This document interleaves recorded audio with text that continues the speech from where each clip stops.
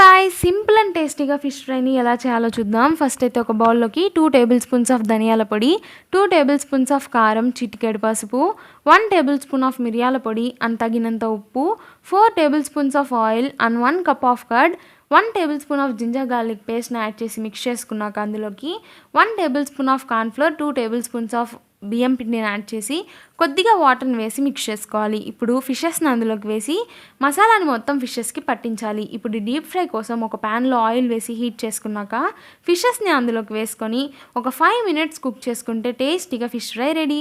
ఇప్పుడు second method of fish ఫ్రైని ఎలా చేయాలో చూద్దాం. ఒక దోశ తవాని తీసుకొని అందులోకి కొద్దిగా ఆయిల్ని వేసి స్ప్రెడ్ చేసుకున్నాక కొద్దిగా కరివేపాకుని చల్లుకొని దానిపైన ఫిషెస్ని పెట్టి ఈచ్ సైడ్ 3 మినిట్స్ కుక్ చేసుకుంటే టేస్టీగా ఫిష్ ఫ్రై రెడీ. మీరు ట్రై చేసి ఎలా ఉందో కామెంట్ చేయండి. ఈ వీడియో మీకు నచ్చినట్లయితే లైక్ చేసి నా ఛానల్ని సబ్స్క్రైబ్ చేసుకోండి. Thank you for watching.